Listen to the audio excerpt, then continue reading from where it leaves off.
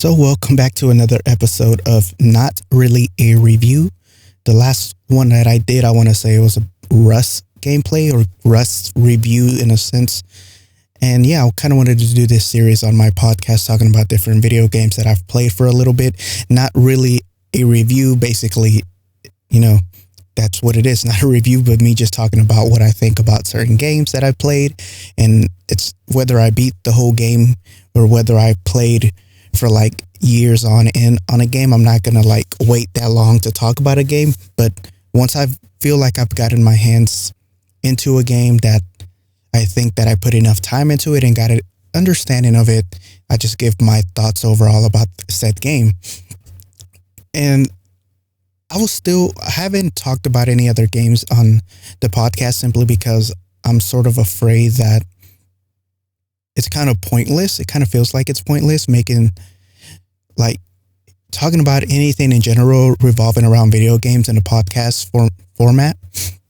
I've seen a lot of YouTube videos. A lot of ones that I used to watch were like Total Biscuit's WTF series that goes really in depth with video games, and he just gives his perspective on what he thinks about a video game.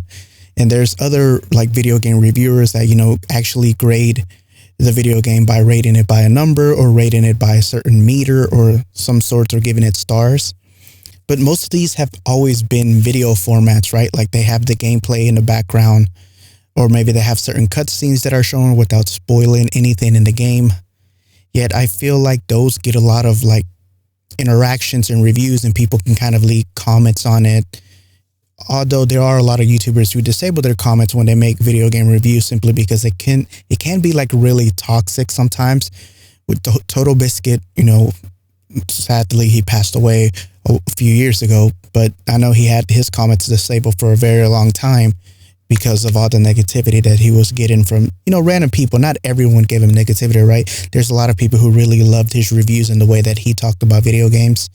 And of course, other YouTubers also disable their comments because when it comes to reviewing or giving your perspective on anything in general, like if you have a really extreme opinion about something that differs from someone else, a lot of the times people are going to get mad if, depending on how you say things, the way that you said it, or maybe you didn't say it the way that they wanted you to say it.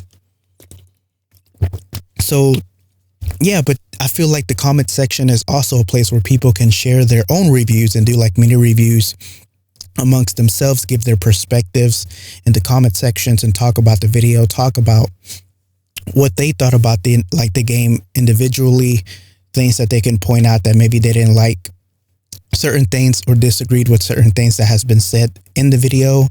And just a lot overall seems to be better when it comes to a video format. So you get to showcase the game a little bit. You get the interaction with the comment section if you choose to have that enabled.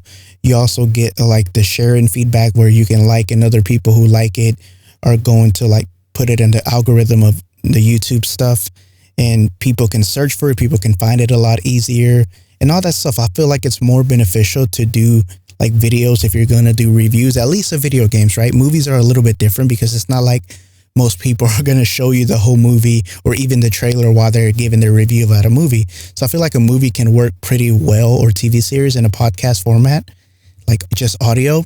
I don't know how well video games can actually do. So I was kind of hesitant of even doing another one of these because I don't really look at my numbers much if people even listen to me at all.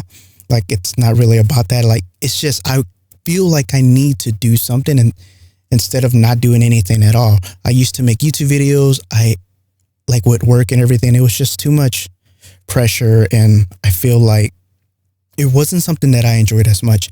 Live streaming, on the other hand, it was also too time consuming, but it was more enjoyable than making videos was, because when it came to videos, I didn't know what kind of content I want to make. I was doing Let's Plays. I was doing reviews.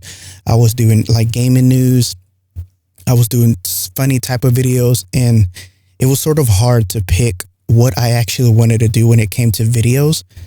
And when it comes to streaming, I can just like, to be a good streamer is a whole different thing, right? But to actually stream, you can just play a game, talk to chat. If you have one or two viewers that come in, have a good time. Sometimes you get some highlights. Sometimes you get a lot of funny moments. It really just depends on the kind of game that you're playing and what's going on. Like, in that said game, that it's just more of a chill vibe and live interaction that I just enjoy on live streaming more than I did making videos. But also live streaming can be very time consuming if you're doing it more than 4 hours every day. And I think that it's a little bit harder to grow if you're just live streaming and not uploading content to other social media platforms like YouTube or TikTok or YouTube Shorts and Twitter, even Twitter, like making videos for Twitter where people can share it and retweet and stuff. So that's why I haven't really been talking too much about video games on my podcast, even though it's something that I do want to focus on. Like I said, I only have 2 podcasts, and the podcasts that I do are just for me, right? Like they're just a way for me to express certain things that I want to talk about. You know, this one's a little bit more of an entertainment, talking about movies, talking about video games, talking about the streaming community and YouTube community. If I want to give my perspective on certain topics, you know, like I did with the hot tub meta or OnlyFans topic or toxicity when it comes to competitive gaming and just all that type of stuff that has to do with entertainment. In my other podcast, it's more about my personal life, certain things that I want to share, certain things that I want to vent about, kind of like journaling in a sense that's more private to me. I don't share everything, but I share what I feel like. It's not that bad to share certain things that maybe other people can relate to. But when it comes to like this, I've been conflicted, and I'm always conflicted on a lot of things, right? I don't know if I should be doing this on a podcast and just make videos instead of doing this audio version, but I need to commit to one thing or the other, right? Obviously right now I can't just do both. I can't do podcasting and videos at the same time and focus on editing the videos and putting like the clips together when I talk about a review and stuff like that, because it's very time consuming. And podcasting is also time consuming depending on how you do it and depending on what you're trying to edit and remove and listen back to and everything. But as you know, most of the time my podcast, when I talk about something, I just go raw and uncut and I just upload it as it is, you know. So yeah, I do a little tweaks to the audio here and there, but overall, like cutting stuff and that, I try to do it in one take. But that's really all it is, and it's a little bit easier than videos. So yeah, I'm going to try this for a little bit on games that I play. So yeah, there's pros and cons to doing like audio video game reviews, right? Like people can listen to it. I don't know how helpful talking about a video game is, or if it's even entertaining at all, or if it's even useful at all. And like I said, when it comes to video, people can actually get a glimpse of how the game plays, how the game looks, how the game sounds, which I guess I could let you listen to how like the music sounds within the game on a podcast anyways. So there's just a lot. I'm going to try to see what I'm going to end up doing. I'm still not exactly sure. But as you know, I've always been like back and forth when it comes to like my thoughts on what I want to do. Like I remember I was going back and forth at the very beginning when it came to this podcast. I wasn't even talking about video games. And then all of a sudden, then I started implementing movies and video games into this podcast. So I'm just going to go with it. We'll see where it leads. And but I wanted to talk about Astroneer today. So I got it during the Steam sale, and right now I think the game is currently like $20. I think it's only like $5 off. I'm gonna double check just to make sure to be on the safe side. But yeah, I recently got it. Yeah, it's $19.49, and it's usually $30 actually. So it's definitely worth picking up right now before the Steam sale is over. And I think the Steam sale is over on July the 8th. So definitely pick it up if you have any interest in playing it like in the past. I'm not like, you can at least wait until after this conversation or after this episode if you decide that you want to pick up this game. But it's basically, I don't know how many hours exactly I have, but I've been playing it for ever since the Steam sale, how many ever days that is until today. So I've been playing a lot of it. I was off during the weekend for 4th of July and stuff. So I was grinding it all weekend as well. And on a Monday, because I didn't work Monday. And I was having a good time, right? And I played it a little bit off work today. And not too much. But still, overall, I enjoy this game. And there's still a lot of stuff that I have to do in this game. There's still a lot of planets that I have to visit. But before I go into that, the type of game this is basically is just like an open world survivor third person like space adventure type game. And I kind of want to be very like vague or loose with the term survival because I don't really think it's super survival ish. Like Minecraft is more of a survival game than this game, than Astroneer, simply for the fact that you really don't, like in this game, you really don't have to worry about health bars. You don't have to worry about starvation, dehydration, stamina, or like any other type of monsters or animals that are going to try to attack you and you have to defend or hide at night. Like there's really none of that in this game. So it's kind of hard for me to say it's a survival game, like other survival games like Rust, The Forest, Green Hell, Minecraft, those type of games, Conan Exiled or something. Like those type of games are survival simply because, there's other things that can kill you in the world, whether it's PvE or PvP heavy. This game doesn't have PvP at all. It's up to 4 players with your friends. It's not really like a massive multiplayer game where you find other people like Minecraft or, well, Minecraft has servers, right? So it's a little bit different. But Rust is kind of like servers as well, but you interact. That's the whole purpose of Rust. But this game is not like that type of game, basically. But it's definitely a nice, relaxing, enjoyable experience. If you like games like Stardew Valley, farming simulator games, right? Exploration type games, or if you've ever loved exploring a world in survival games, but you didn't necessarily enjoy the whole time having to focus on your health, your food, dehydration, like all of the stuff that you have to worry about in this game, this is probably going to be for you, right? Like this game is it's definitely enjoyable, right? It's more like a relaxing game. There are 2 things that you have to watch out for, maybe 3, I want to say. One, you do have to make sure that you have plenty of oxygen. That's something that you're going to learn early on when you start playing the game. You're going to have to learn that you need oxygen. You're going to need to learn how to like connect your tanks and stuff to your machines and kind of leave a trail so you can have oxygen connected at you at all times because you're in different planets. So you're obviously going to need that. And, it's fairly easy once you get used to like what materials you need to make the certain stuff that you need to craft in order to be able to have oxygen. And you can make your capacity for these oxygen tanks a lot like higher capacity, and you can carry them that way in case you're not connected to any line. You can sort of have like portability of oxygen until you find your way back home. But that's mainly like the biggest survival tip or thing that you're going to have to look out for. Once you get used to it, it's fairly easy to make, fairly easy to not mess up when it comes to that. I want to say the second thing, which I have died from, is fall damage from digging like straight down, because I was an idiot. I was making tunnels, and sometimes you fall down into caves or whatever, where there's like pre-made holes already, and then you just happen to fall all the way down, or you slide wrong, and like fall damage has killed me. But if you happen to like hug the walls, if there are any walls near you, you should be perfectly fine. But then to make it back up and you don't have enough oxygen, you're gonna end up dying, and that's happened to me. The third way that you can die is there's like these plants that kind of attack you if you get near them. Like there's one that throws sort of toxic stuff at you, and it does a little bit of damage, but if you let it keep hitting you with the toxic stuff, it's just going to kill you eventually. The other plant is kind of like a tongue, and it can literally push you like so far away in like into the air or something, and you might take fall damage and die.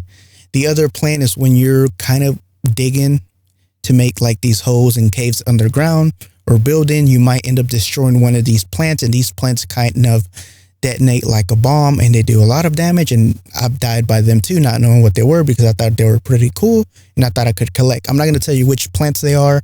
You'll figure it out whenever you play the game. That way, it can be an experience for you. But yeah, those are the only really 3 things that you have to worry about. So that's the only survival aspect of it. Everything else is pretty much exploring the universe, exploring the 7 planets that they have available. I don't know if they're going to implement more, but so far, I mean, this game is fully released, and There's only a total of 7 planets. I have not visited all of them. I've only visited 2 so far. So yeah, I still have a lot of exploration to do, but I'm still even exploring on the first 2 planets because I'm trying to find everything possible underground. There's a lot of vehicles that you can make and a lot of like stuff that you can craft and design that makes the game a lot more enjoyable. Once you learn how to craft certain stuff, you can read like the instructions that you have. Like you have this little handbook in your backpack where you can check your inventory and check like the things that you can actually craft.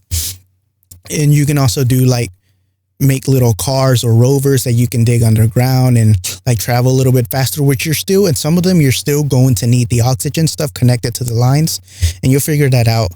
It'll tell you as you're crafting and stuff like that. So these are things that you're going to learn as you play the game. But other than that, like that's basically the premise of the game, right? You explore, you basically make whatever you want to make too. Unless you're on creative, there's a creative mode, which is like Minecraft creative where you have unlimited resources. There's no fall damage. There's like nothing you have to worry about. You just explore to your heart's content. But to me, that's not my favorite like type of thing to play. I want a little bit of survival in there, and I want to figure things out on my own and not just be given things to me and at no cost and not have to worry about anything. So I didn't play that. I tried it out after I played a little bit of the main game just to see what you actually able to do. But that's basically like as far as I know. So yeah, I mean, like I said, the main purpose is kind of crafting and space exploration. I mean, come on, that's kind of it's like No Man's Sky, what No Man's Sky should have been at the very beginning. I don't know what No Man's Sky is like today with all the updates that they have done. I've heard that it's pretty good. Maybe I'll visit it one day. Maybe it has more to offer than Astroneer at the moment. But like I said, I'm not done with Astroneer. There's a lot that I still have to do, a lot that I still want to build and explore. I'm still not bored of it. So yeah, there's plenty of content left for me in this game. And then maybe once I'm done with it, I'll visit No Man's Sky and see what I think of it. So yeah, if you like exploring, digging stuff like digging for diamonds in Minecraft, this is going to be kind of fun, right? The main thing that I've been doing is digging a lot of tunnels and obviously going to another planet and then digging tunnels. For some reason, like just digging tunnels is satisfying in any game, may it be Minecraft or this game. But the way that you can kind of flatten it out and make the tunnels very look like caves, or you can make them look very shitty if you're bad like I was at the very beginning, until you kind of got the hang of the tool that you have with you where you can dig underground and make them like flat surface and turn it into like a slide basically to where you can slide all the way down. That's very fun. Like there's a lot of stuff that you can do in general with like building and being creative with how you use the gun that it gives you. It's not really a gun, but it's more like a machine that helps you suck up the dirt or throw the dirt back out if there's like no floor in front of you. Just little things like that that I find are very useful and very enjoyable to do. That's really all I've been doing and exploring. Other than that, I don't think there's going to be like anything to the game, right? If you're creative, you can build whatever you want, basically, as long as you have the imagination, which I'm not a creative person. But like I said, what's keeping me around this game is the art style. The music is very immersive. I would definitely recommend having the music on. Usually I play with music off on most games because to me, having the music off is more immersive. It's like more realistic. But I don't know, something about this game, the music just hits like different. It's not that other games have bad music. It's just that it kind of helps with being in space and being in like planets that are not Earth. And since you really don't have things attacking you, I think it just adds another layer of relaxation that you can kind of enjoy in this game. But that's just me personally, right? Like give it a try with music, give it a try without music, and see what you think. Everyone has different preferences when it comes to that. The only thing that I do wish is I wish that I got this game when it was early access. That way I could have enjoyed this experience of like where the game used to be to where it is now. Because a lot of the times developers remove things, they add things, and like that's what happened with Minecraft. That's what happened with Rust. That's what happened with Raft. where like Rust was super heavily based on PvE to where I feel like they're going back to the PvE in a sense, like they're having a lot of animals that are actually attacking you and hard to kill now. But besides the point, like Rust used to have zombies and they had them for a while and they ended up removing them. But I've heard that this game actually had like some kind of alien monsters or something that can kind of attack you and you have to like get rid of them. I don't know if you had a weapon or not. And that sounds really fun. Like that's the only like complaint that I have about this game so far is I just wish there was something that you can shoot, right? Like something that you can fight with, right? Whether it's you're shooting something with your weapon or you have like some kind of laser gun or even like a knife or something, and you had like aliens attacking you, because none of these planets have any creatures in them that are like aliens. You know, you would expect there to be aliens and it'd be sort of a very like, I don't know, more enjoyable experience to me personally. But like I said, some people don't like that hardcore PvE stuff. So this is probably for those people as well. And like I said, I'm still having a good time so far. But I feel like eventually I'm just going to run out of things to do and I'm just going to move on. But I'd still definitely think it's worth the $20. Even if you only play it for a week, like that's a lot more entertainment than like a lot of AAA title games that are worth $60. If you're into this type of game, right? Like I recommend you watch a few videos, but going into this game blind, you'll find out a lot of things that you're able to do. That way you can like enjoy the experience without watching someone else play that experience. And then you just end up knowing how to do everything without actually figuring it out yourself. But because I think that's part of the process of the game, to figure out how to like connect certain things, how to build certain things when you need certain things done. And you have like these little quests that you can do that gives you sort of experience points to where they're called bytes that you can use to unlock other tools and other weapons to be, well, not weapons, but other like craftable items that you're going to be able to need to be able to create and craft other things in the game. But like I said, everyone's different. So some people probably didn't like the aliens, but I've heard that there were like tiny little aliens in here. So that's pretty cool. I do like the aspect that you can like go to different planets, but personally, I wish it was a little bit more complicated and not as easy as it is currently to like just go to planets. Maybe it used to be harder. I don't know.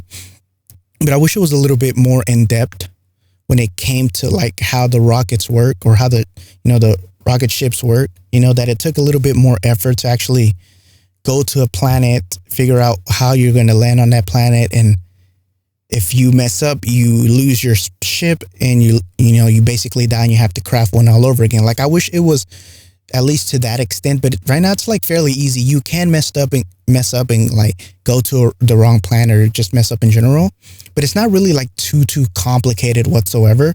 So yeah, this is like a very simple, not simple I want to say, but it's an easy to learn game, and like certain things about it are easy, right? Once you figure it out. But I just wish there was more depth when it comes to like the ship stuff, but that's just me personally.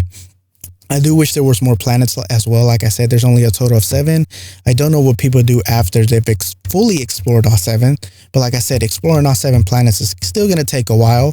So even if it gives you like 3 months of content for you to enjoy, if you can enjoy it for that long, I think that's like even 1 month is already worth $20. Like I said, for me, 1 week of an experience, $20 game is very enjoyable. Now, $30, like I said, this game is $30 on normal price. I don't know if it's worth $30 if you're just going to play for like a week, right? If you're going to actually explore the whole 7 planets and do everything that the game has to offer, then it's definitely worth $30.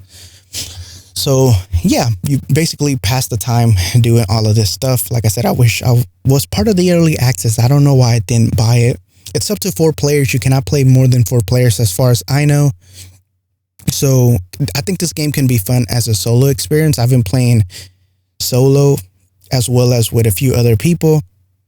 And there's 2 things that you have to look out for. It's, if you've ever played Valheim, it's kind of, it doesn't have like servers that you just log into, right? The person who hosts the server, you go into their lobby. So for instance, if one of your friends is playing and, they invite you, you're going to be on their server. And whenever they get off, you're not going to be able to get onto their server anymore, into their home. So make sure whichever one of you, if you're going to decide to play with friends, whichever one of you is most likely to be on, then make that person the host. Unless you're fine with like having a server like for yourself whenever you're on like your own world when you play by yourself, and then when your friends get on, you can go to their world. Because I've been playing solo, and it's still very fun to play solo. But like when it comes to any game, most games are always more fun with friends, depending on how your friends are, right? I mean, they wouldn't be your friends if they weren't fun in the first place to be around. So yeah, but still, nonetheless, you can enjoy this as a solo player. It can be a very fun experience. A lot of things can take you a lot longer, so the game can last you a lot longer as well. You know, because you're trying to figure everything out by yourself, and you're not gonna have friends to help you do certain things if you're a solo player. So obviously, it gives you more content in a sense. It takes you a longer time to reach the end game of this. Unless you would have had 4 players, compared to if you would have had 4 players, to where everyone's doing different things and figuring things out and helping one another, which can progress a lot faster. So it just depends what you want, right? If you're just a solo player, you don't have any friends, maybe check some Discord servers that they have a Discord server for this game, and you can find other people that you want to play with. But I don't really have like an issue playing solo on most games. So yeah, I think it's definitely a fun experience to play solo, basically. So yeah, now the studio that made this game, or the company, is called System Era Softworks. I try to see what other games they developed or worked on or are working on, and I wasn't able to find anything. The only thing that I know that the studio was established in 2014, and this is the company, I mean, this is the game that they basically worked on. I also found out that in 2017, whether it was a code founder or code developer or one of the main developers, his name was Paul. I'm not going to try to say his last name because I'm bad at pronouncing names and I don't want to like butcher it. But Paul died in 2017. It really wasn't explained as far as like when I looked into it. But the way that I found out, because like I said, I've only played this game for a week so far. But the way that I found out is I was going to like the OST of Astroneer. And I was reading through the comment section, seeing what like people's favorite songs were. It doesn't have like lyrics or anything. It's just like, you know, instrumental songs. And someone said Rip Paul and his last name. And I was wondering like, who's this? And, you know, once I looked at him, I found that, you know, he was part of the development team and, you know, along with other people who were there. So yeah, there's things that kind of sucks, right? Like, I'm glad he was able to create this wonderful piece of game. Like, the art style is very beautiful. The direction of the game is very lovely. I wish the time was a little bit slower. Time seems to go by super fast. Like, I actually want nighttime to last a lot longer than it does right now. It seems to go very fast. So yeah, but I'm glad he got to create, like, along with, you know, other people, got to create this, you know, wonderful, fun, relaxing game. You know, I'm pretty sure a lot of people appreciate this game. I mean, has a lot of positive reviews on Steam. But yeah, this is definitely one that I think you should check out during the Steam sale. Watch some trailers. I mean, I think you can even refund it, right? Like most games you can refund on Steam. I don't know if you can refund stuff when it's on sale, but I'm pretty sure that's an option. So yeah, if you like exploring, you know, you have friends that you just kind of want to play this game with, I think you should definitely give it a try. It's third person. It's not, as far as I know, there's not an option to go first person, but I don't think first person will work as well as third person.